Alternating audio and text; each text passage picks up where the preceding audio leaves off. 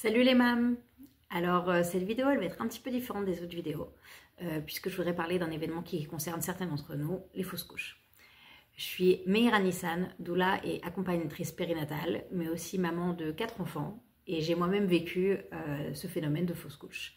Donc voilà, c'est mon chemin très personnel, mais je voulais en parler simplement parce que je pense que c'est quelque chose dont on ne parle pas suffisamment. Il y en a peut-être certains d'entre vous qui vont se reconnaître dans une partie, peut-être pas tout. J'ai eu un parcours un petit peu atypique, mais voilà, peut-être que ça va vous aider à vous regrouper, à penser à certaines choses auxquelles vous n'aviez pas pensé auparavant, comme moi ça a été le cas. Voilà, donc pour rentrer un peu dans le vif du sujet, j'ai vécu donc 7 fausses couches. Dans ma vie de femme mariée, donc on parle de pendant ces 8 dernières années.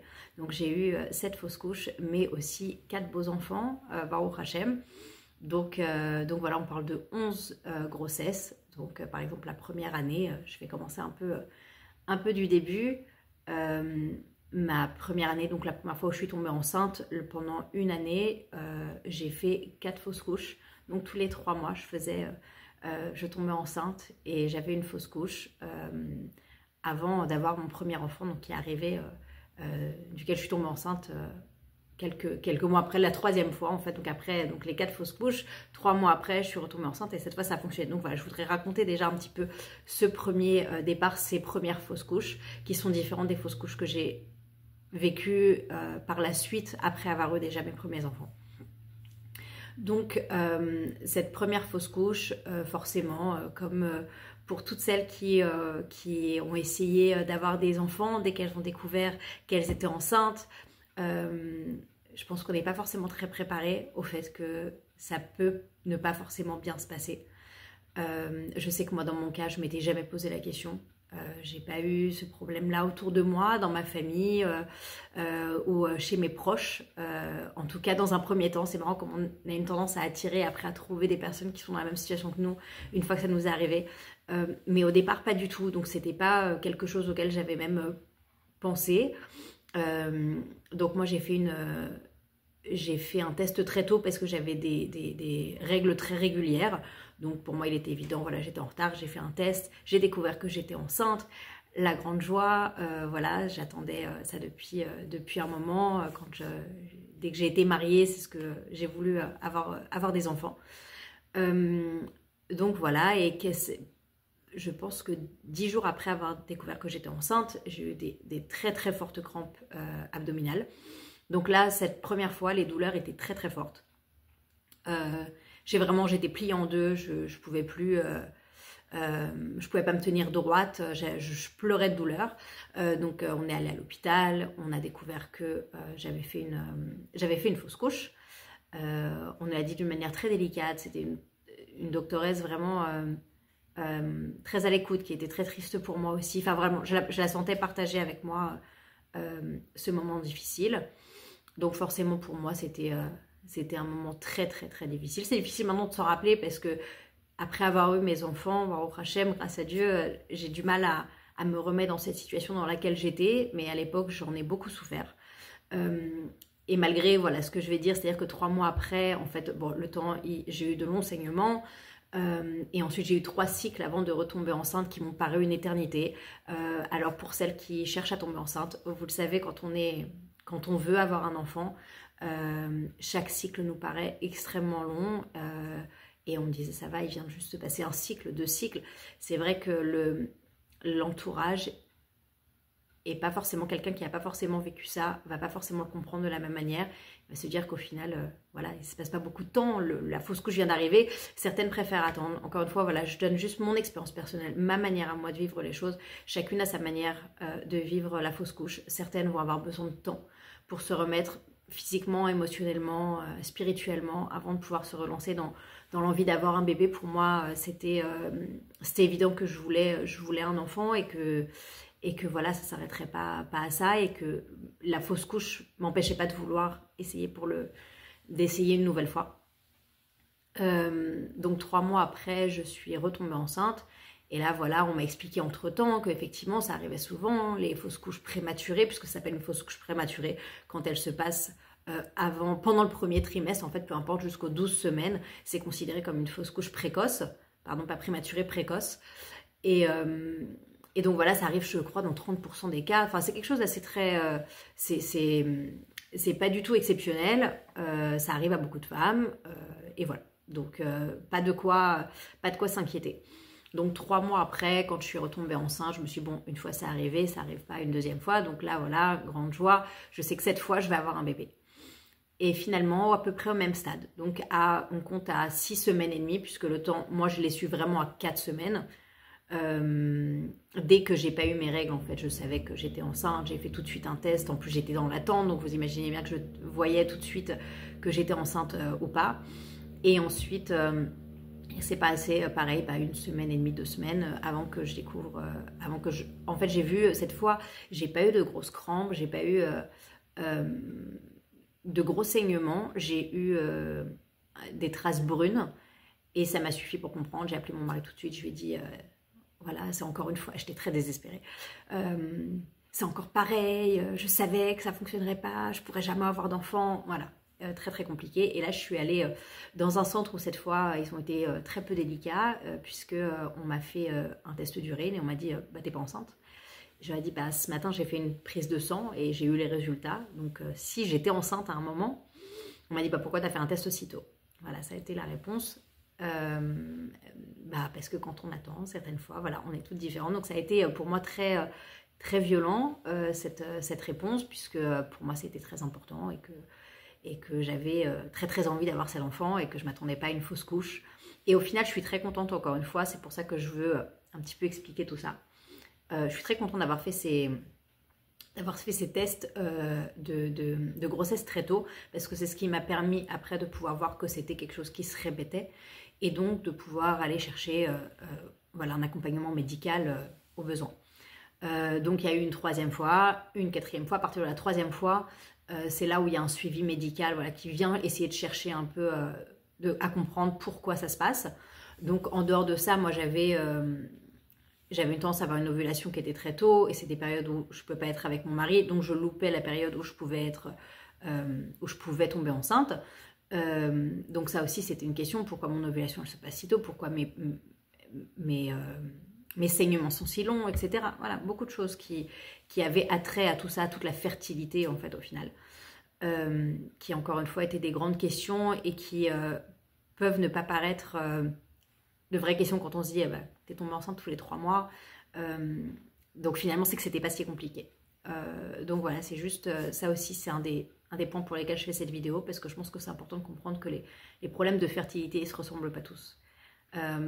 Certaines attendent 10 ans pour avoir des enfants ou n'auront jamais d'enfants, et ras veshom, je ne compare pas ma situation à une personne qui attend encore d'avoir des enfants.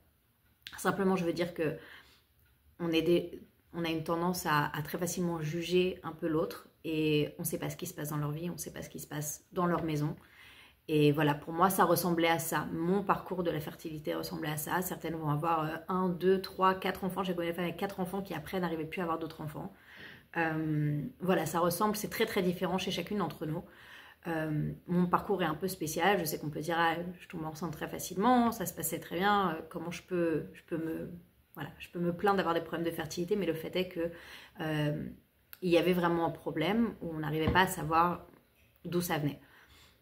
Donc je crois qu'à partir de la 3e fausse couche, on a commencé à aller chercher un petit peu plus. Donc on a cherché les choses génétiques avec mon mari. Est-ce qu'on pouvait avoir des problèmes au niveau des codes génétiques du coup qui n'allaient pas ensemble. Je ne sais plus quels autres examens ils ont fait. Et c'est à ce moment-là qu'on a commencé un peu à vérifier voilà, mon ovulation, quand est-ce qu'elle arrivait, etc. Et lors de la 4e fausse couche, donc ça a été le moment où on m'a envoyé faire j'ai dû aller regarder parce que je ne me rappelais plus le nom et comment ça s'appelle en français, puisque je ne l'ai pas fait en France. Donc une hystéroscopie, donc c'est pour vérifier en fait ce qui se passe au niveau utérin. Donc il fallait attendre un certain temps exactement au niveau de l'ovulation, pendant la période en fait de menstruation, il y a une date précise à laquelle on peut le faire, il n'y avait pas de rendez-vous. Bon, ça aussi c'est un peu les parcours du combattant au niveau médical, c'est toujours assez compliqué. Je suis pas la seule, j'imagine, qui dans ce cas-là a des difficultés, voilà, à trouver le bon médecin, les bonnes questions, les bonnes choses. Encore une fois, voilà, je vais en parler un peu par la suite, mais en réalité, j'avais été déjà diagnostiquée avec une endométriose il y a plusieurs années auparavant. Et à aucun moment, on m'a expliqué que l'endométriose pouvait être la source de mes problèmes. Ce que je trouve un peu fou. Né à l'époque où on m'a diagnostiqué avec l'endométriose, on m'a parlé de problèmes de fertilité. Ça a été un peu compliqué parce qu'en réalité, je vivais déjà en Israël. J'étais allée en France pendant que quelques mois. J'ai vu le médecin très rapidement. Il a pensé à quelque chose de plus grave au moment où j'ai été diagnostiquée avec l'endométriose. Et j'ai pas eu beaucoup de temps forcément après avec lui pour avoir plus d'explications sur ce que c'était. Mais on n'en a pas parlé, on m'a dit tiens, pour maintenant, prends la pilule, c'est ce qui va aider, puisqu'en fait la pilule empêche d'avoir les règles, et donc c'est ce qui permet en fait de bloquer comment dire, le développement de l'endométriose. L'endométriose, elle se développe à chaque fois qu'on a nos règles, donc être enceinte ou avoir ses règles, c'est un bon moyen de stopper le développement de la maladie. Mais voilà, mais on ne m'a pas parlé de ce que ça pouvait créer pour moi, en fait, au moment où je voudrais avoir des enfants. Puisqu'à l'époque, j'étais pas encore mariée, j'étais plus jeune. Voilà. Donc, cette fois-là, on m'a fait l'hystéroscopie, donc une espèce de radio. En réalité, on m'a allongée, on m'a mis des espèces de tubes qui rentrent dans le vagin, dans l'utérus, et qui vont jusqu'aux ovaires. J'espère que je dis pas de bêtises. Qui vont jusqu'aux ovaires. Et rien que l'insertion de ces tubes était extrêmement douloureuse. Et ensuite, il faut s'allonger et ne pas bouger. Ça fait comme des espèces de crampes à l'intérieur. C'est très douloureux. Pour moi, ça a été très douloureux. On m'avait dit de prendre des médicaments avant contre la douleur. Ça n'a pas été suffisant, très clairement. Et j'étais donc allongée pendant qu'ils font une radio, comme on fait une radio, n'importe quelle radio. Donc, il y a la machine qui passe au-dessus et qui fait les photos par le dessus, mais donc il ne faut pas bouger du tout. On doit être complètement immobile, ce qui est très dur quand on a très mal. Et ensuite, donc quand on croit qu'on est déjà au paroxysme de la douleur, ils insèrent un produit dans ces tuyaux. Et là, la douleur était vraiment atroce. Et pareil, il ne faut pas bouger pour pouvoir faire cette radio. Donc ça a été un moment un peu difficile pour moi. Et à la suite de ça, donc on a découvert qu'effectivement j'avais des adhérences au niveau de l'ovaire droit. Et donc là, ça a été une théorie, ça n'a jamais été prouvé, mais l'hypothèse était que, en fait, l'embryon commençait à se développer, mais puisqu'il commence dans l'ovaire et il doit ensuite aller faire son petit chemin jusqu'à l'utérus. Et en fait, à cause des adhérences, il n'arrivait pas à se déplacer jusqu'à l'utérus, qui restait à l'intérieur de l'ovaire, ce qui aurait pu en réalité créer vraiment une catastrophe, parce que quand il passe au-delà, il ne peut pas grandir plus que 6 semaines, il n'y a pas la place dans l'ovaire pour plus que 6 semaines. Donc en fait, ce qui se passe, c'est que ça peut être ce qu'ils appellent une grossesse ectopique, donc à l'extérieur de l'utérus, et ça, le risque, c'est d'éclater en fait l'ovaire. Donc là, ça aurait été une conséquence, déjà sur le moment, ça veut dire on parle de risque pour la mère, de risque vraiment mortel, mais au-delà de ça, c'est après pour pouvoir avoir des enfants, la possibilité d'avoir des enfants par la suite est vraiment moindre, puisque c'est ce qu'on m'a expliqué par la suite. En réalité, 70%, il y a 70 et 30, c'est-à-dire 70% vient du côté droit, 30% vient du côté gauche. Donc quand on a un problème au niveau du côté droit, forcément on est plus à risque d'avoir des problèmes pour avoir des enfants. Donc là, c'était le moment où en fait, on avait décidé d'un traitement hormonal pour que j'ai, du coup, pour créer qu'il y ait plus d'ovulation aussi du côté gauche, pour me permettre que j'ai plus de chances de tomber enceinte. Donc je devais commencer ce mois-là, et en fait c'est le mois où on a découvert que j'étais enceinte et où la grossesse a tenu. Alors pourquoi là il y a eu un changement? En fait, quand avec les tubes et avec le produit, ça a en fait ouvert les adhérences, c'est-à-dire que les adhérences ont arrêté d'adhérer. Ça m'a permis du coup que ça enlève ces adhérences-là. A priori, j'avais entendu une femme qui le faisait, qui avait régulièrement des adhérences, et qui régulièrement retournait faire l'hystéroscopie, en fait juste pour que ça lui ouvre les adhérences et qu'elle puisse tomber enceinte. Et donc, quand j'ai découvert ça, je me suis dit, ah, c'est fou. Et effectivement, le mois d'après, je suis tombée enceinte et tout s'est bien passé. Donc, j'ai eu mon premier enfant. Quand il avait 7 mois et demi, je suis tombée enceinte du deuxième. J'ai eu donc mon deuxième enfant. Et après mon deuxième enfant, la première fois que je suis tombée enceinte, je pense qu'il avait 9 mois, 8 mois ou 9 mois. Donc à peu près à la même période, vers les 8 mois, je crois. Et là, pareil, j'ai fait une fausse couche, mais là, elle était différente. Voilà, c'était encore une fausse couche qui n'était pas juste précoce. En fait, j'avais un petit peu... Est-ce que j'avais des saignements? J'arrive même plus à me rappeler. Je sais plus, ou alors j'étais allée simplement, moi j'essaye d'aller très très très très tôt, à 7 ou 8 semaines pour faire la première écho, parce que j'ai besoin d'être rassurée, parce que j'ai besoin de savoir qu'il y a un bébé, j'ai besoin de savoir que ça va, et voilà, il y en a qui se disent non, au contraire, je veux attendre, je veux être sûre. Moi non, je suis très très impatiente, de la même manière que j'ai besoin de faire le test de grossesse à la seconde, ou même des fois un jour avant le retard de règles, j'ai besoin d'aller faire l'examen tout de suite, parce que pour moi c'est quelque chose de très important. Donc c'est ce que j'ai fait. On a fait cette première l'échographie, donc je crois que c'était comme ça, ou alors est-ce que j'ai eu des saignements? J'arrive plus à me rappeler pour être honnête. Mais le fait est que on m'a vu effectivement que j'avais comment ça s'appelle, qu'il y avait un sac. Et on n'arrivait pas à voir quelque chose à l'intérieur. On m'a dit bon, c'est très tôt, peut-être qu'on n'arrive pas à le voir, puisque l'échographie c'est pas parfait hein, non plus. Mais mon taux d'hormones de grossesse donc continuait de bien doubler, de bien augmenter. Donc on m'a dit de revenir dans 1 ou 2 semaines. Donc là je commençais déjà à être un peu désespérée. Encore une fois, ça va reprendre. Je pensais que j'en avais terminé avec ça. Je crois 1 semaine et demie ou 2 semaines après. 2 semaines après je revenais. Et là, on m'expliquait que en fait, le sac avait continué à grossir, mais qu'il n'y avait pas de bébé à l'intérieur, un œuf clair. Donc, on voyait effectivement qu'il y avait le sac amniotique. Il y avait une grossesse en fait qui se développe, donc c'est pour ça que l'hormone de grossesse continue de se développer. Mais à l'intérieur, il n'y avait pas de fœtus, il n'y avait pas de bébé. Je crois qu'il avait arrêté de se développer peut-être à 5 semaines, quelque chose comme ça. Donc, bien avant le moment où là je le découvrais. Donc là, on était déjà à 9 semaines. Et en fait, donc là, ils m'ont expliqué que j'allais avoir besoin d'un curetage, que c'était trop gros pour passer tout seul. On m'a dit que le problème, c'est que si on me donnait les médicaments pour le sortir, que je pouvais attendre, mais que ça n'avait pas l'air de se développer, puisque je pense que j'avais pas de saignement. Donc ça n'avait pas l'air de se faire tout seul. Donc pour pas prendre le risque d'infection, encore une fois là c'était des questions, est-ce que j'ai pris une bonne décision, est-ce que maintenant je ferai la même chose, je suis pas sûre, est-ce que j'attendrai simplement que ça passe. Après il faut aussi comprendre que là dans ma tête je suis encore une fausse couche, je veux que ça se finisse, je veux pouvoir retomber enceinte. Donc si j'attends que ça tombe tout seul, que ça descende tout seul, ça peut prendre encore du temps. J'ai pas cette patience, j'ai pas cette envie là de devoir me replonger comme ça dans cette fausse couche dans 2 semaines, dans 1 semaine ou 2 semaines ou 3 semaines peut-être.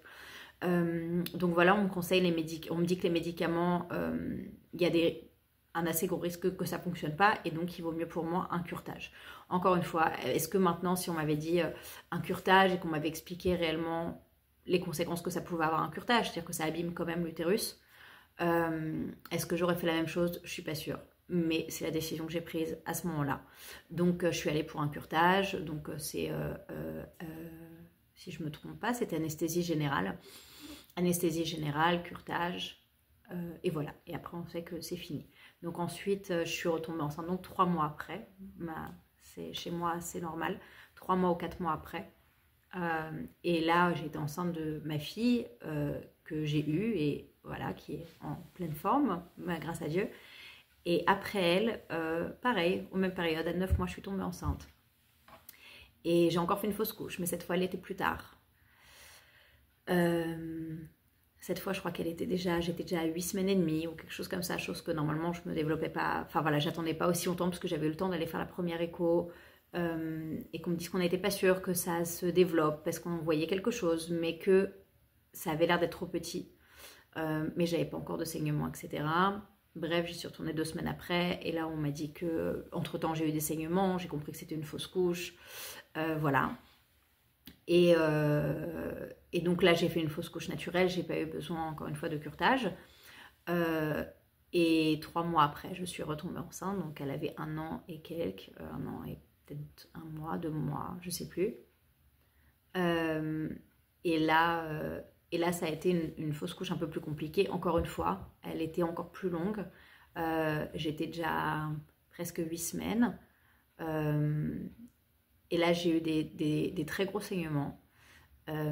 Et surtout, je passais des gros caillots. Donc, à chaque fois, je me disais, c'est ça, ça doit être l'embryon. Donc, j'essayais de regarder, de voir si c'était ça, de voir si c'était l'embryon qui était sorti. Et en fait, j'avais vraiment l'impression d'accoucher. Toutes les 30 minutes, je sortais des caillots de cette taille-là. Et vraiment, je les sentais comme ça venir pousser et sortir comme un accouchement, pas avec la douleur qui va avec de la même taille, mais ça veut dire vraiment cette sensation de quelque chose qui est en train de passer et qui sort. Et ça a été toutes les 30 minutes entre 10h du matin et 17h. J'ai fait des allers-retours à l'hôpital. J'y allais, ils me disaient de rentrer, de voir comment ça allait évoluer, etc. Puis j'y suis retournée puisque c'était vraiment, j'avais une hémorragie en fait. J'avais à chaque fois qu'il y avait ce caillot-là, un caillot comme ça qui sortait toutes les demi-heures, je devenais complètement trempée de sang qui passait vraiment dans...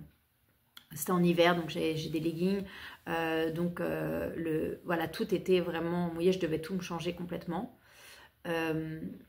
Et voilà, et j'y suis retournée. Le problème, c'est qu'entre les deux, j'ai pratiquement pas de sang. Donc, quand ils m'ont ausculté, ils m'ont dit, ben, ça n'a pas l'air d'être une hémorragie. Mais après, je leur ai montré exactement comment étaient les caillots. Et effectivement, les caillots étaient très importants. Donc, c'était effectivement, il y avait une hémorragie et ils n'étaient pas sûrs. Ils ont vu que quelque chose était coincé, en fait, à l'examen vaginal. Elle m'a dit, est-ce que tu veux que j'essaie de voir s'il y a quelque chose? Elle a vu quelque chose, elle m'a dit, j'essaie de le retirer, on va voir si c'est ça ou pas. D'ailleurs, j'ai jamais su, ils m'ont jamais appelé au niveau de la pathologie, parce qu'après ils envoient ça à la pathologie qui doit vous expliquer. J'ai jamais eu la réponse, mais le fait est que ça a arrêté les saignements. Les saignements commencent à diminuer à ce moment-là, donc c'était sûrement ça. Et voilà, et ça a été ma dernière fausse couche en date. Après ça, 3 mois après, je suis tombée enceinte de mon 4e bébé, donc mon 4e petit garçon. Donc voilà, et ça, c'est prochaine. Moi, j'ai cherché un peu par la suite parce que j'ai pas eu de médecin qui m'a vraiment suivi, qui a été toujours le même médecin. Donc c'est vrai que c'est très compliqué de faire un suivi. J'ai changé de pays entre-temps. J'étais en Israël, je suis arrivée au Canada. Donc les 2 dernières fausses couches et ma dernière grossesse étaient au Canada. Là, je suis encore dans un autre endroit du Canada. Donc, j'ai pas de médecin qui m'a vraiment suivie. Je pense que... Donc, j'ai dû beaucoup me renseigner de mon côté, de par aussi les choses que je connaissais en tant que doula, qui étaient des fois qui allaient un petit peu différemment de la médecine traditionnelle. Mais aussi parce que je m'intéresse beaucoup et j'ai toujours besoin de savoir et je suis très curieuse de ce côté-là pour essayer de comprendre ce qui arrive à mon propre corps. Et après avoir vu, j'ai vu pas mal de choses sur l'endométriose qui expliquaient que ça jouait aussi beaucoup sur la qualité en fait des ovules. Donc en dehors du fait qu'il y a des femmes qui n'arrivent pas à avoir d'enfants à cause de ces adhérences ou qui n'arrivent pas à avoir d'enfants pour d'autres raisons que l'endométriose, voilà, elle peut créer au niveau de l'utérus ou de toutes des ovaires, etc. Il y a aussi le fait que la qualité apparemment des œufs diminue par rapport à une femme qui n'a pas l'endométriose. Ce qui peut expliquer pourquoi je tombe enceinte, mais que ça ne tient pas et que les embryons ne se développent pas comme ils devraient. Voilà. Donc encore une fois, donc on parle de 11 grossesses en 8 ans, 7 fausses couches, 4 bébés. C'est un chemin un petit peu atypique, mais je pense que certaines pourront se reconnaître dans certaines des choses que j'ai évoquées là, que ce soit par rapport à l'endométriose, que ce soit par rapport à certaines des fausses couches, ou simplement essayer un peu de casser un peu le stigma de ce que les difficultés au niveau de la fécondité, de la fertilité, elles peuvent ressembler. C'est pas toujours des femmes qui n'ont toujours pas d'enfants. Encore une fois, je me compare absolument pas et je veux pas blesser des femmes qui attendent encore d'avoir des enfants alors que moi j'ai 4 beaux enfants à la maison, vraiment au Hachem, et que je peux pas me plaindre de ce côté-là. Mais j'ai moi aussi mon propre chemin avec ses propres difficultés et avec les douleurs qui viennent avec aussi, malheureusement. Voilà, ça reste quand même même si j'ai des enfants derrière et même si il reste ces questions, moi je me pose toujours beaucoup la question et comment va se passer la prochaine fois? Est-ce que je vais continuer à avoir des fausses couches? Est-ce que je vais plus réussir à avoir d'enfants? Est-ce que l'endométriose elle va se développer au stade où je pourrais plus avoir d'enfants? Puisque c'est le problème de l'endométriose, elle se développe et on ne sait pas quand est-ce que la rapidité du développement, on ne peut pas le prévoir. J'ai du coup d'autres problèmes au niveau de mes règles, comme j'expliquais, de louper l'ovulation, etc. C'est aussi des règles qui se raccourcissent. Je pense à la préménopause. Voilà, il y a des choses qui m'inquiètent beaucoup. Je suis encore assez jeune pour ça. Mais on sait que ça arrive et on sait que l'endométriose apparemment peut créer aussi d'avoir une préménopause précoce. Donc voilà, je viens moi aussi avec toute... pour dire qu'une femme qui a beaucoup d'enfants pour d'autres ou une femme qui en a peu n'empêche pas qu'elles ont leur propre chemin et leurs propres difficultés et voilà, essayer de pas juger les autres, de pas juger les femmes qu'on voit sur leurs difficultés. Est-ce qu'elles sont plus graves ou moins graves que les nôtres? On ne sait pas ce qui se passe dans leur maison. Je pense que ça vaut pour beaucoup de choses, pas seulement pour la fécondité, mais c'est juste à garder en tête. J'ai eu mes 4 enfants donc en 5 ans et demi, puisque mon plus grand avait 5 ans et demi quand j'ai accouché du 4e. Donc je ne ressemble pas à ce qu'on peut appeler... à ce qui est typique de quelqu'un qui a des difficultés au niveau de la fertilité et pourtant. Voilà, donc c'était une vidéo pour toutes celles qui se reconnaissent dans un peu du chemin, beaucoup du chemin, certaines des informations et d'autres non, pour essayer d'avoir un petit peu plus d'informations sur ce qui peut nous arriver, pour vous inviter à chercher par vous-même aussi, à vous renseigner, à écouter votre corps, et à vous faire confiance et aller vraiment voilà, se battre pour essayer de trouver ce qui se passe, de ne pas laisser simplement faire les choses et aussi simplement pour qu'on soit un petit peu plus de savoir, un petit peu plus conscience de ce qui peut se passer chez les autres. Voilà, et ben je vous souhaite à tous une excellente journée et n'hésitez pas à m'écrire dans les commentaires vos propres vécus, vos propres expériences ou si vous avez des questions.